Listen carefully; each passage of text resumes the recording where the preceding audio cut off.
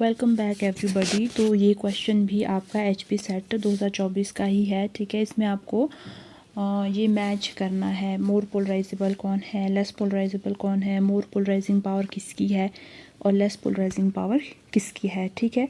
तो सबसे पहले हमने एक रूल पढ़ा है, फर्जन्स रूल, ठीक है। फर्जन्स रूल है।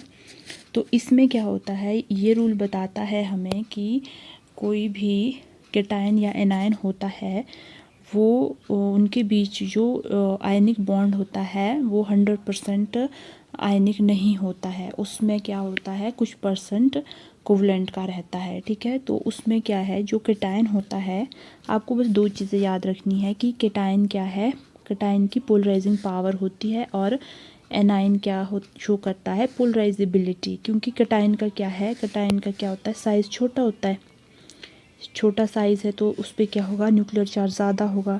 न्यूक्लियर चार्ज ज़्यादा होने से क्या होगा, जो एनायन होगा वो उसकी इलेक्ट्रॉन डेंसिटी को अपनी तरफ क्या करेगा, अपनी तरफ अट्रैक्ट करेगा, ठीक है। तो ये क्या हो जाएगा, कैटायन की पोलराइजिंग पावर हो जाएगी, ठीक है। और जो एनायन जिसकी इलेक्ट्रॉन डेंसिटी उसने अपनी ओर अट्रैक्ट की है उसकी क्या हो जाएगी, पोलराइजेबिलिटी हो जाएगी, ठीक है।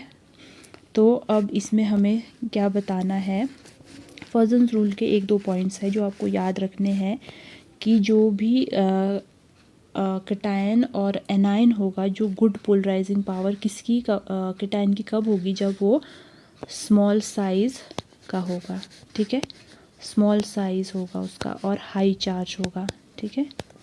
स्मॉल साइज़ और हाई चार्ज होगा जब, तो वो क्या होगा, एक गुड पोलराइजिंग पावर होगी उसकी, ठीक है, उस कैटायन की।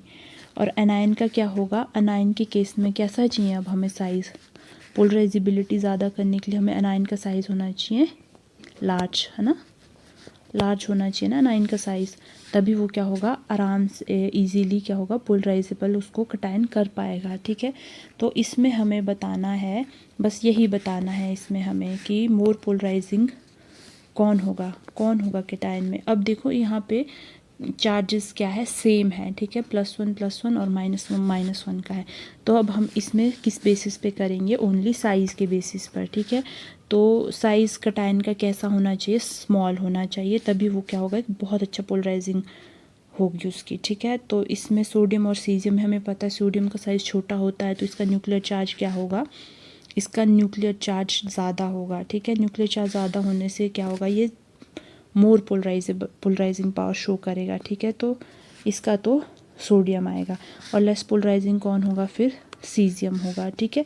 अब पोलराइजेबिलिटी में क्या होगा, मोर पोलराइजेबिलिटी किसकी होगी, ऑब्वियस सी बात है जिसका साइज़ बड़ा होगा, वो कौन है, आयोडाइड, ठीक है। और लेस पोलराइजेबल कौन होगा, फ्लोराइड होगा, क्योंकि इसका क्या है, साइज़ छोटा है और इसका जो न्यूक्लियर चार्ज है वो आयोडाइड से अगर कंपेयर करें तो वो ज़्यादा होगा, ठीक है। तो इसका जो राइट आंसर होगा that is option number B होगा, ठीक है। अगर आपको ये वीडियो अच्छी लगे तो आप मेरे चैनल को लाइक और फॉलो कर सकते हो, ठीक।